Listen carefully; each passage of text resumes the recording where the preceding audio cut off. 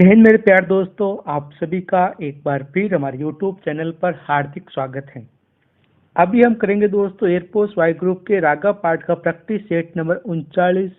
हमने 38 practice set complete कर लिए हैं और इन सभी प्रैक्टिस सेट की पीडीएफ आपको हमारे व्हाट्सएप ग्रुप से मिल जाएगी। आज ही हमने सारी पीडीएफ एक साथ वापस शेयर की है। अब प्यार दोस्तों, ज़्यादा समय बर्बाद नहीं करते हुए शुरू करते हैं हमारा आज के पेपर का पहला प्रश्न आपकी स्क्रीन पर है दोस्तों। ए और बी की औसत आयु 18 वर्ष, बी और सी की औसत आयु 17 वर्ष, सी और ए की औसत आयु 20 वर्ष है। तो बी आयु कितनी है? प्यारे दोस्तों, बहुत ही आसान प्रश्न है। आशा करता हूँ कि आपको औसत के बारे में पता होगा कि औसत होता है दोस्तों राशियों का योग बटा राशियों की संख्या। तो हम दोस्तों पहले ज्ञात कर ले ए और बी की औसत आयु मिलाकर कितनी है। तो दोस्तों यहाँ पर देखिए, ए प्लस बी की औसत आयु मिलाकर दे रखी हमारी 18। तो ए और बी की आयु का योग हो जाएगा दोस्तों 18 इंटू 2 36। उसी प्रकार दोस्तों बी प्लस सी की आयु का योग हमारे पास हो जाएगा दोस्तों 17 इंटू 2 यानी कि 34 हो जाएगा। और दोस्तों सी प्लस ए की आयु का योग हमारे पास हो जाएगा 20 इंटू 2 यानी कि 40 हो जाएगा। इस प्रकार हमारे पास दोस्तों A B plus B C plus C A की आयु का योग अलग अलग हमारे पास आ गया। अब दोस्तों इसको हम हल करने का प्रयास कर रहे हैं। हम पहले ज्ञात कर लेंगे दोस्तों ए प्लस बी प्लस सी तीनों की आयु का योग कंबाइंड रूप से कितना है। तो यहाँ पर दोस्तों देखिए, अगर हम जोड़ेंगे तो ए 2 बार आ रहा है, बी 2 बार आ रहा है और सी भी 2 बार आ रहा है। तो हम इसको इस प्रकार लिखेंगे 2 ए प्लस बी प्लस सी बराबर हो जाएगा दोस्तों। अब दोस्तों यहाँ पर योग कर लीजिए, 6 और 4 हमारे पास हो गया 10, एक हो गया हासिल का, 3 और 3 6 और हासिल वाला एक 7 और 7 और 4 हमारे पास हो गया दोस्तों 11। इस प्रकार हमारे पास दोस्तों एबीसी की आयु का योग 2 बार गुणा करने पर 110 आ रहा है। तो एक बार में एबीसी की आयु का योग कितना होगा? ए प्लस बी प्लस सी बराबर 110/2। 110/2 हम जानते हैं कि दोस्तों हमारा होता है 55। हमारे पास दोस्तों तीनों की आयु का योग आ गया है। हमें पूछा बी की आयु।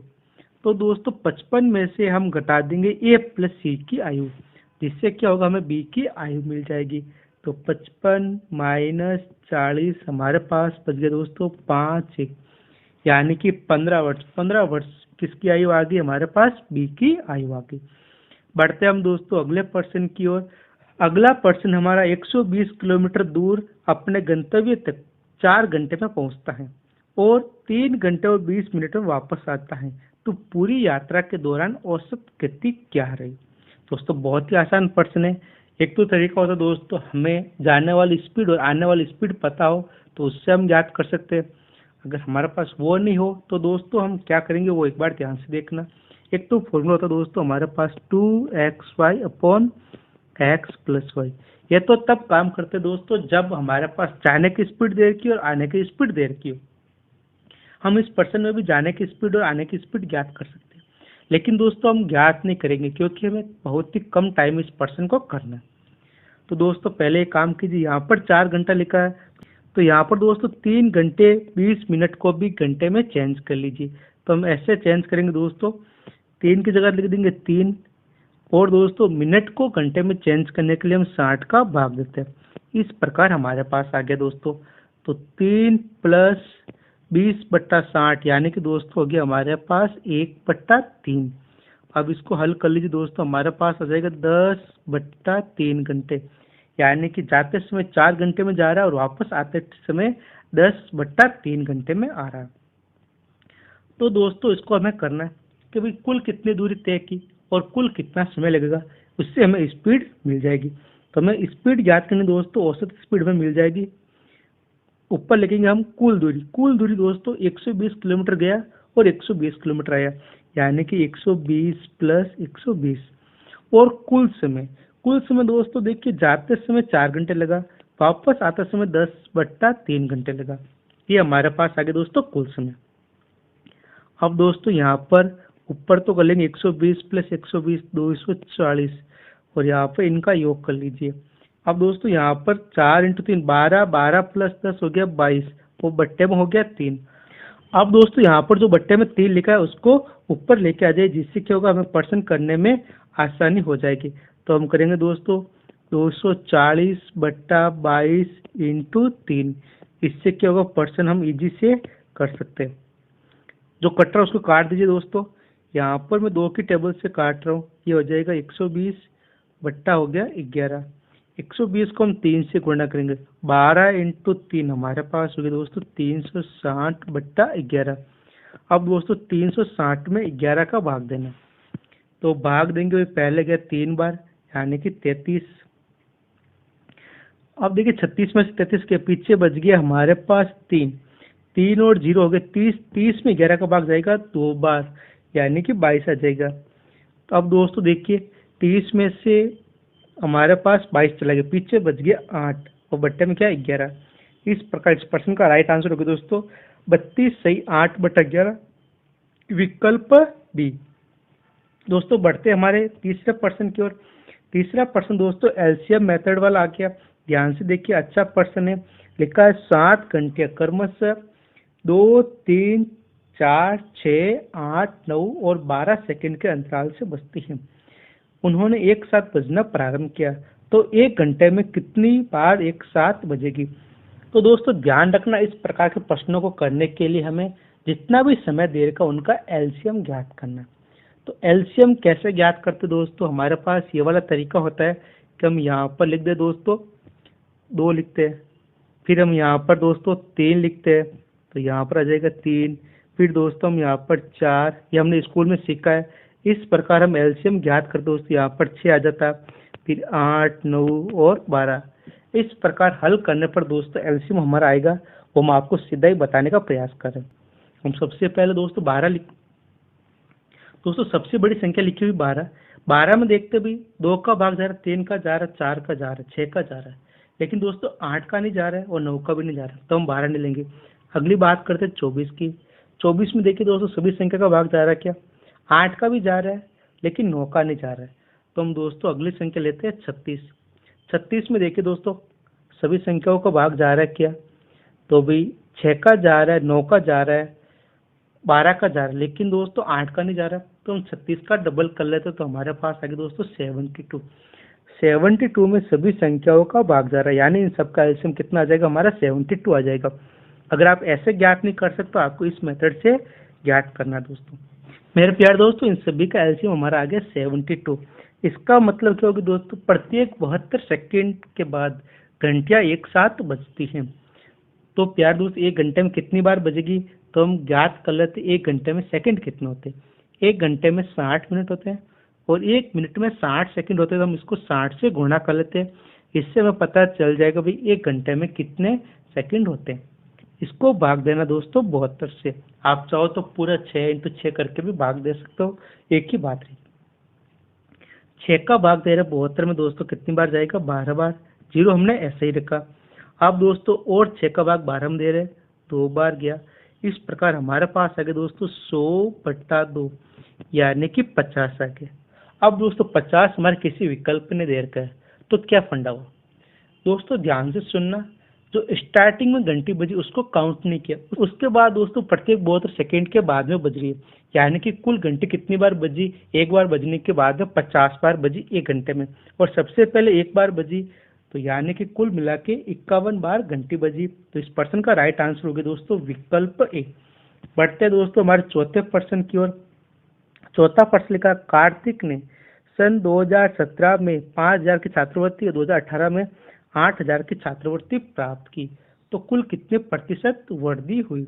दोस्तों आसान प्रश्न, ऐसा तो हमने बहुत सारे किए। प्रतिशत वृद्धि ज्ञात करना दोस्तों, यहाँ पर देखिए वृद्धि कितनी हुई, पहले 5000 मिल रही थी, अब 8000 मिल रही है, यानी कि वृद्धि होगी दोस्तों 3000।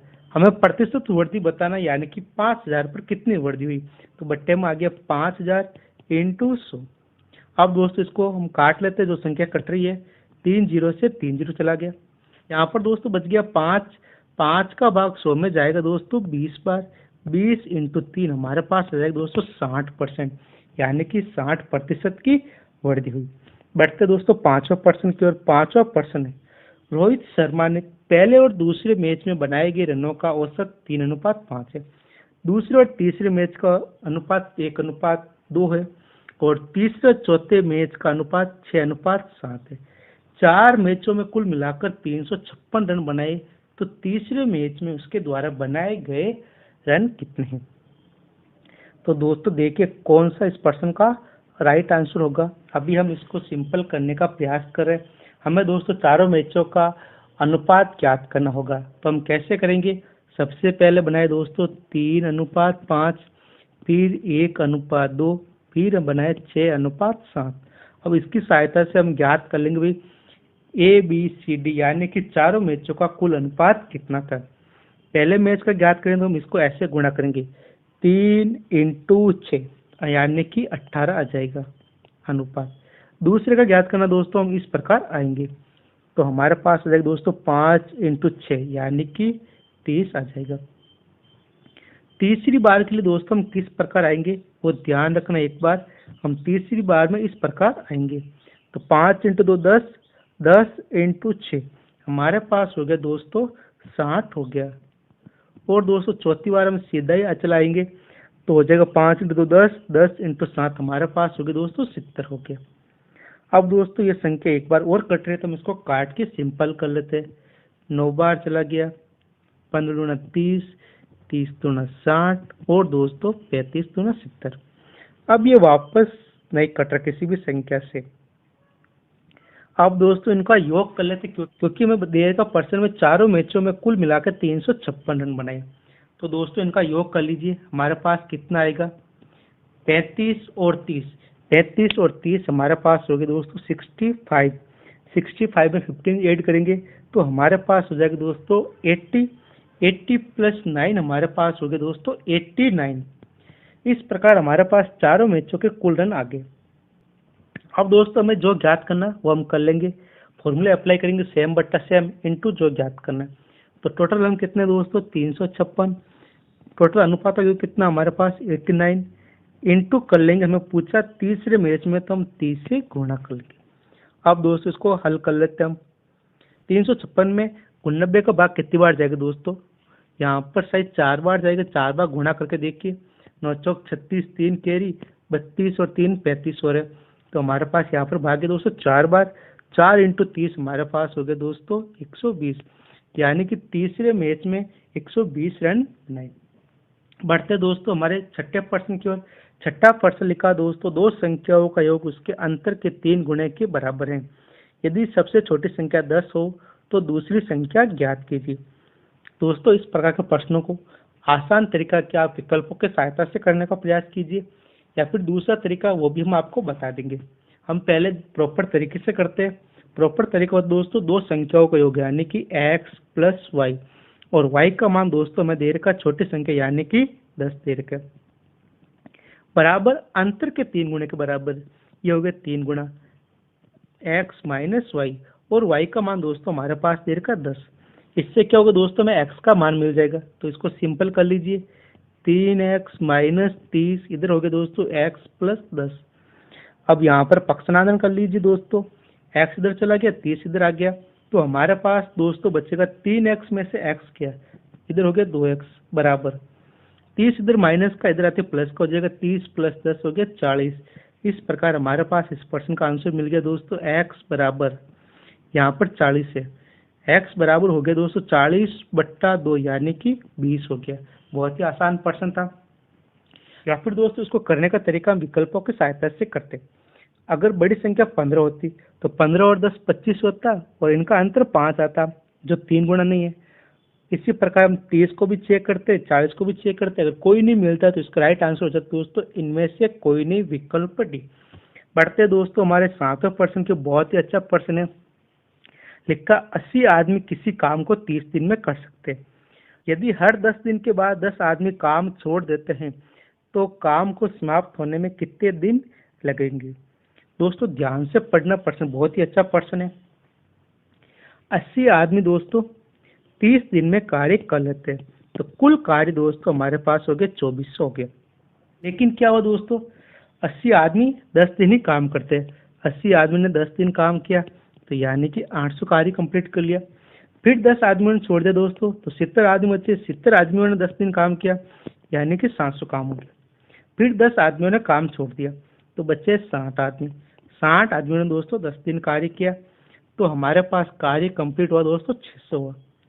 उसी प्रकार दोस्तों अगली बार क्या होगा, फिर 10 आदमी कार्य छोड़ देते तो बचे 50 इंटू 10, यानी कि हमारे पास हो गए 500।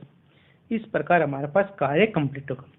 लेकिन दोस्तों हमारे पास कुल कार्य 2400 ही है, तो इनको जोड़िए कि कुल कार्य अब तक कितना आ रहा है। यहाँ पर दोस्तों देखिए 8 और 7 हो गए 15, 15 और 6 हो गए दोस्तों 21, और 21 और 5 हमारे पास हो गए दोस्तों 21 और 5 हमारे पास हो गए दोस्तों 26।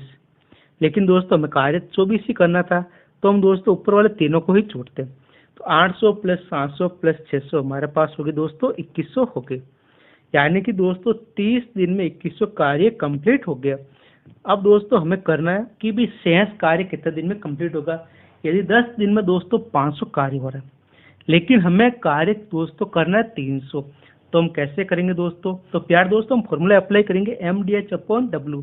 तो हमारे पास दोस्तों 500 आदमी, डी मतलब 10 दिन, W मतलब 500 कार्य कंप्लीट करते हैं, बराबर 50 आदमी x दिन में 300 कार्य कंप्लीट करना। हमें x का मान यानी बताना कि कुल कितना कार्य कंप्लीट करेंगे। तो 2 जीरो से 2 जीरो कट गया दोस्तों, यहाँ पर 50 से 50 चला गया। तो दोस्तों हमारे पास क्या बच गया, 5 का भाग 10 में 2 बार गया, 3 इंटू 2 हमारे पास हो गया 6, यानी कि 300 कार्य 6 दिन में कंप्लीट हो जाएगा। तो पूरा कार्य कब कंप्लीट हुआ दोस्तों, यहाँ पर देखिए ये हो गया 30 दिन प्लस ये 6 दिन, कुल कार्य हमारा 36 दिन में कंप्लीट हुआ। बढ़ते दोस्तों हमारे अगले प्रश्न की ओर। हमारा 8वां प्रश्न है, किसी मूलधन पर प्रति माह प्रति रुपये पर 1 पैसा ब्याज लगता है तो साधारण ब्याज की दर क्या होगी। वार्षिक ब्याज की दर यानी कि हमें साधारण ब्याज की दर पता नहीं। तो दोस्तों हमारे पास 1 पैसा यानी दोस्तों 0.01 रुपये हो गया, ये हमारे पास ब्याज मिल रहा है और हमें दर ज्ञात करनी है। तो हम फॉर्मूले अप्लाई करेंगे दोस्तों, ब्याज इंटू 100 बट्टा मूलधन इंटू समय। समय हमारे पास दोस्तों 1 माह देगा प्रति माह, इसको हम वर्ष में चेंज कर लेंगे तो 1/12 आ जाएगा। ये 12 बट्टे में इसको ऊपर भेज देंगे, ये हमारे पास आ गया। अब इसको हल कर लेते दोस्तों, 2 जीरो हटाएंगे तो बट्टे में आएगा 100, 100 से 100 चला गया, ऊपर बच गया दोस्तों 12 इंटू 1, यानी कि दर हमारी 12% लग रही है। बढ़ते दोस्तों 9वें प्रश्न की ओर। 9वां प्रश्न हमारा जीके का आ गया, लिखा भारत के पहले उपराष्ट्रपति कौन थे। जाकिर हुसैन, वेंकैया नायडू, सरदार वल्लभ भाई पटेल या फिर एम राधाकृष्णन। यार दोस्तों आप तो जानते होंगे वेंकैया नायडू तो हमारे प्रेजेंट टाइम के उपराष्ट्रपति है, और दोस्तों सबसे पहले उपराष्ट्रपति थे हमारे एम राधाकृष्णन। यहाँ पर दोस्तों लिखा है, सर्वपल्ली राधाकृष्णन भारत के पहले उपराष्ट्रपति थे। उन्होंने 10 वर्ष तक सेवा की, यानी 2 लगातार कार्यकाल के लिए चुने गए थे। और वेंकैया नायडू वर्तमान में भारत के उपराष्ट्रपति है। और दोस्तों उपराष्ट्रपति के बारे में जानकारी दे रखी है, अभी उनका कार्यकाल कितना होता है, योग्यता कितनी होती है।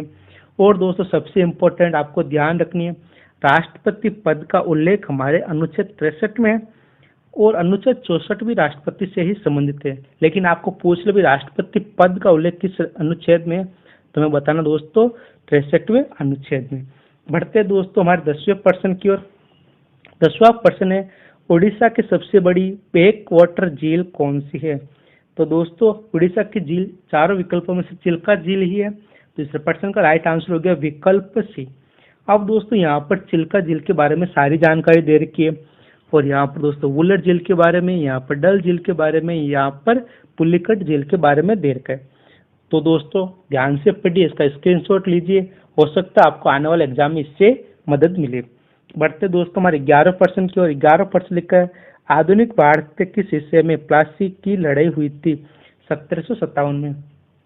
तो हम जानते हैं दोस्तों प्लासी की लड़ाई हमारे पश्चिम बंगाल में हुई, और इसके बारे में सारी जानकारी यहाँ पर देखिए दोस्तों। प्लासी की लड़ाई एक बहुत बड़ी लड़ाई थी जो 23 जून 1757 को हुगली नदी तट पर लड़ी गई थी।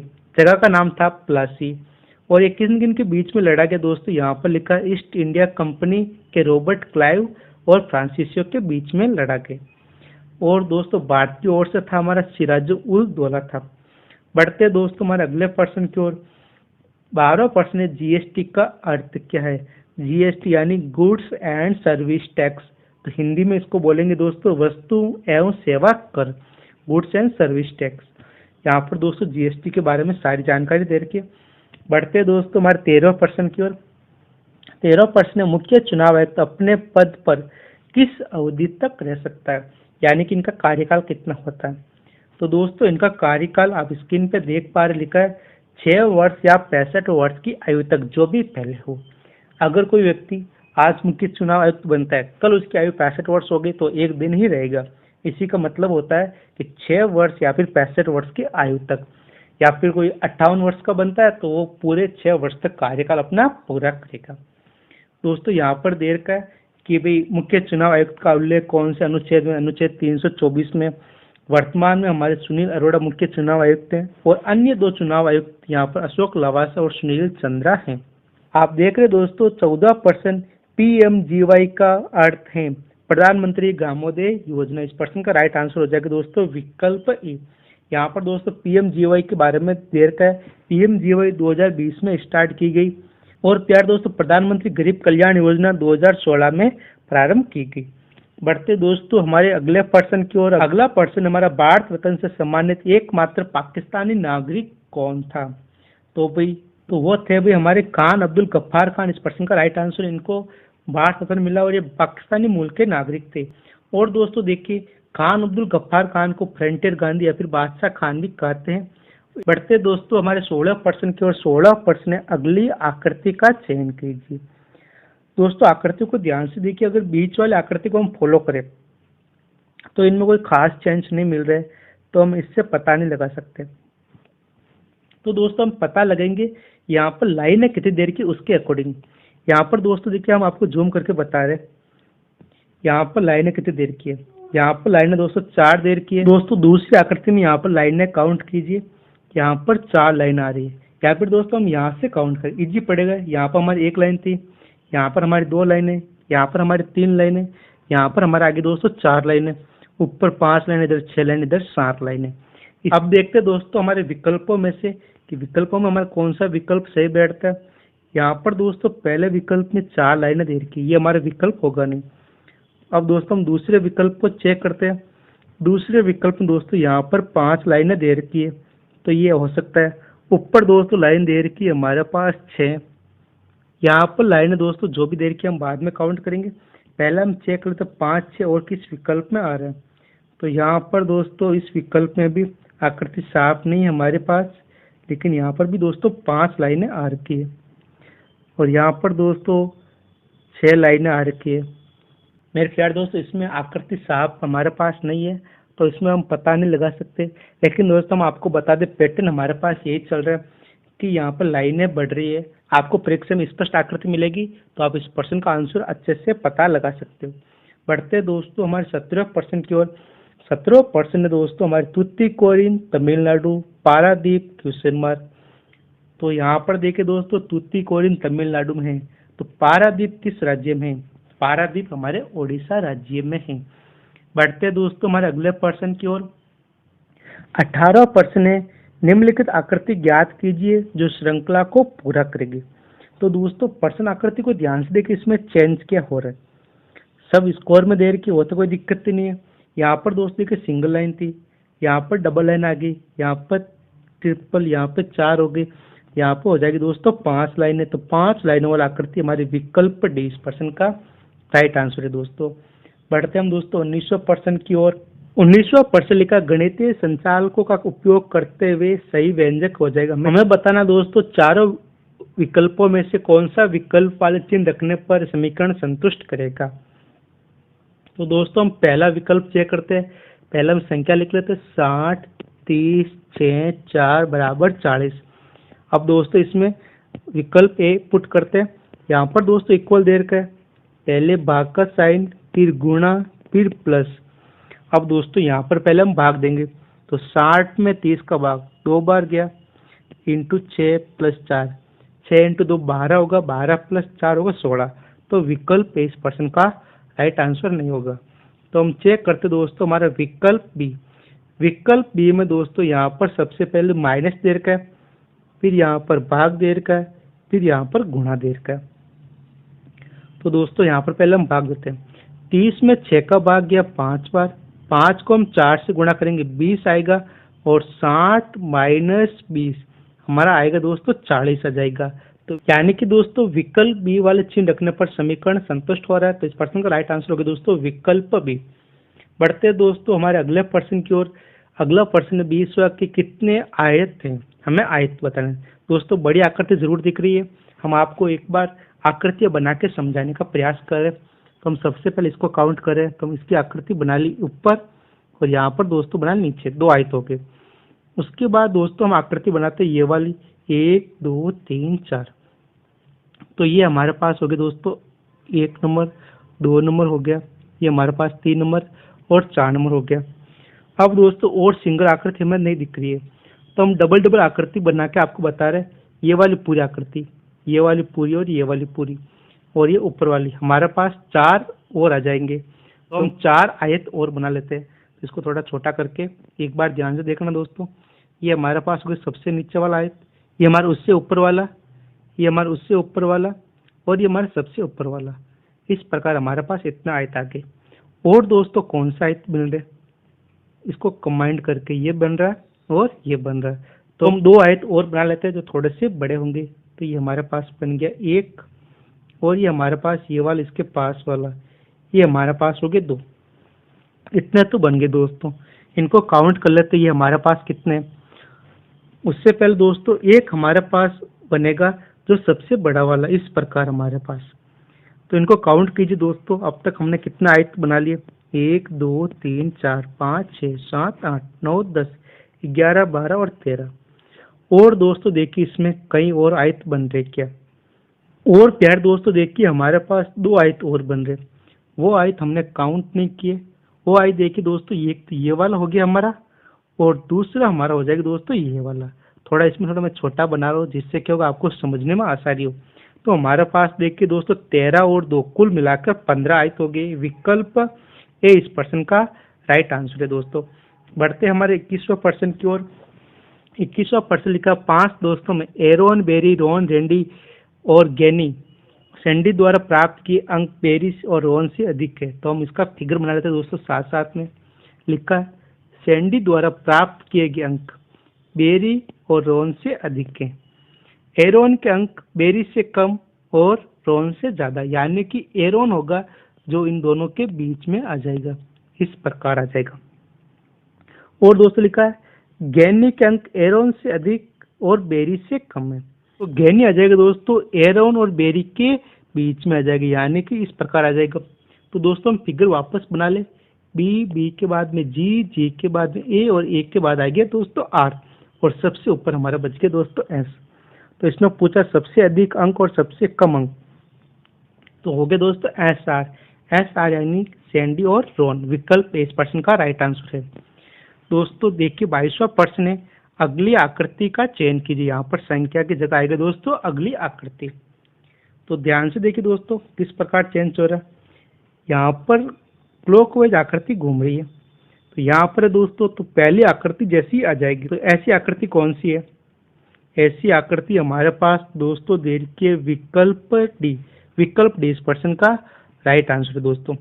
बढ़ते 23वें प्रश्न की ओर। 23वां प्रश्न आकृति ज्ञात कीजिए जो दी गई श्रृंखला को पूरा करेगी। तो दोस्तों इन दोनों को ध्यान से देखिए। ये हमारे पास बीच वाला सिंबल हट रहा है और क्लॉकवाइज घूम रहा है। यहाँ पे बीच वाला सिंबल हटेगा, क्लॉकवाइज घूमेगा, यानी कि नीचे के साइड आ जाएगा। विकल्प इस प्रश्न का राइट आंसर हो गया दोस्तों। बढ़ते 24वें प्रश्न की ओर।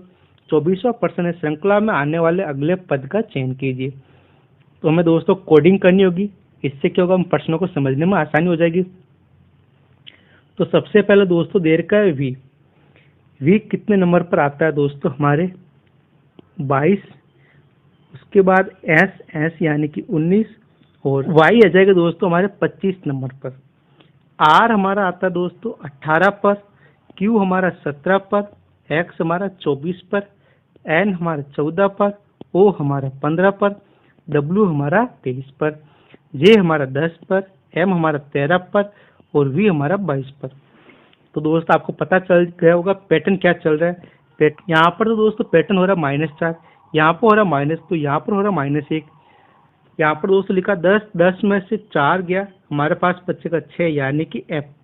13 में से 2 जाएगा, पीछे बचेगा 11, और यहाँ पर दोस्तों 21 पर आ जाएगा यू। विकल्प डी इस प्रश्न का राइट आंसर हो गया। बढ़ते हैं 25वें प्रश्न की ओर। 25वां प्रश्न है, उत्तर आकृति का चयन करना, संबंधित आकृति कौन सी होगी।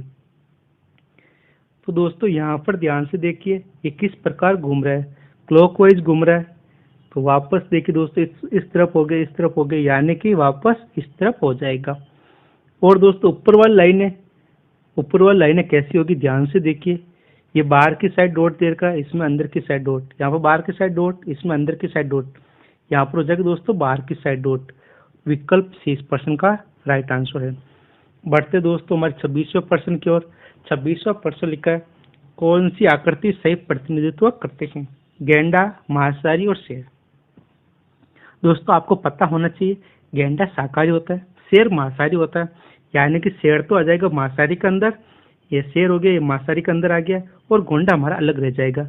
विकल्प ए इस प्रश्न का राइट आंसर हो गया। बढ़ते हैं दोस्तों हमारे 27वें प्रश्न की ओर। दोस्तों 27वें प्रश्न का पहला कथन दे रखा है, सभी स्पून क्लो है। तो हम दोस्तों इसको बना लेते हैं, ये हमारे पास हो गए सभी स्पून, और इसको बना लेना दोस्तों इसके ऊपर क्लो। तो ये हमारे पास आ गया दोस्तों सभी स्पून क्लो है। और क्या लिखा दोस्तों, कोई क्लो ड्रैगन नहीं है, तो यानी कि ये हमारे पास आ जाएगा ड्रैगन बाहर की साइड में आ जाएगा। अब दोस्तों निष्कर्ष क्या दे रखा है, निष्कर्ष दे रखा दोस्तों पहला कुछ स्पून ड्रैगन है। दोस्तों यहाँ पर आगे स्पून, यहाँ पर आगे ड्रैगन, कोई संबंध नहीं, तो विकल्प ए तो नहीं होगा, निष्कर्ष ए गलत होगा। दूसरा निष्कर्ष दे रखा है कुछ क्लो स्पून है, तो यहाँ पर दोस्तों देखिए क्लो इतना बड़ा दे रखा है, इसमें से ये वाले क्लो क्या स्पून है, यानी कि सेकंड क्लो करता है। और थर्ड दे रखा दोस्तों कोई स्पून ड्रैगन नहीं है, तो दोस्तों हमें पता चल गया स्पून तो अंदर है, ड्रैगन बाहर है, तो हमारा थर्ड भी फॉलो करता है। तो ऐसा विकल्प जिसमें लिखा हो सेकंड और थर्ड अनुसरण करते हैं, विकल्प ए इस प्रश्न का राइट आंसर हो गया। बढ़ते दोस्तों हमारे 28वें प्रश्न की ओर। 28वां प्रश्न कोडिंग डिकोडिंग वाला आ गया, हम इसकी नंबरिंग करके इसको हल करने का प्रयास करते हैं। तो दोस्तों सबसे पहले लिखा सी 3 पर, ए हमारा 1 पर, are 18, I 9, N 14, ji 7, C3, के 11, जी 7, वी 22, डी हमारा आ गया दोस्तों 4 पर, ई हमारा आ गया दोस्तों 5 पर। अब दोस्तों ध्यान से देखिए इसमें कोडिंग क्या लग रही है, यहाँ पर +2, यहाँ पर +3, +4, यहाँ पर 9 में से 7 गया, -2, -3 और -4, इस प्रकार की कोडिंग हमें मिल रही है। तो दोस्तों पहले करना +2, +3, +4, फिर करना है -2, -3, -4। तो प्यार दोस्तों हम करते हैं, सी हमारा आता है 3 पर, तो इसमें करना दोस्तों +2, 3 + 2 5, यानी कि हमारे पास आ जाएगा ए। दूसरे पर आ रहा है ए, इसमें जोड़ना है ए, यानी 1 नंबर पर इसमें 3 जोड़ना है, तो 1 और 3 हमारे पास होगी 4, और 4 पर हमारा आ गया डी। फिर दोस्तों हमारे पास एस देर का 19, 19 + 4, 19 और 4 23 हो गए, 23 पर हमारा आ गया दोस्तों डब्लू। फिर हमें -2 करना दोस्तों, के हमारा 11 पर आता है, 11 में से 2 गए, हमारे पास बच गए दोस्तों 9, यानी कि आई आ जाएगा। अब दोस्तों आगे बढ़ते हैं, आगे लिखा है ई में यानी 5 नंबर पर 5 में से 3 घटाना, यानी कि हमारे पास आ जाएगा बी। और दोस्तों लास्ट में दे रखा हमारा टी, यानी 20 20 पर, 20 में से 4 के पीछे बच गया 16, यानी कि पी आ जाएगा। तो ऐसा विकल्प डी में लिखा है, विकल्प डी इस प्रश्न का राइट आंसर हो गया। बढ़ते दोस्तों हमारे सेकंड लास्ट प्रश्न की ओर। सेकंड लास्ट प्रश्न वापस रिपीट हो गया, जो अभी हमने किया था शायद कोई चेंज होगा। अब दोस्तों बढ़ते हमारा आज के आखिरी प्रश्न की ओर। आखिरी प्रश्न हमारा कि पैसी, बिगोनिया, कमल, गुलाब, चारों विकल्पों में से कौन सा हमारा बेमेल शब्द होगा। तो दोस्तों देखिए, कमल को छोड़कर सभी भूमि पर उगते हैं, तो सही उत्तर हो गया दोस्तों कमल। बाकी तो कहीं पर उगते हैं, कमल हमारा कीचड़ में उगता है। मेरे प्यारे दोस्तों, आज का हमारा पेपर यहीं पर समाप्त होता है। आपको इस पेपर की PDF हमारे टेलीग्राम ग्रुप और व्हाट्सएप ग्रुप से मिल जाएगी। और दोस्तों आपसे रिक्वेस्ट है, हमारे चैनल को ज़्यादा से ज़्यादा आपके दोस्तों के बीच में शेयर कीजिए, जिससे हम मोटिवेशनल हो सके। अब दोस्तों आपसे विदा लेते हैं, मिलते हैं अगले पेपर में। तब तक के लिए जय हिंद, जय भारत।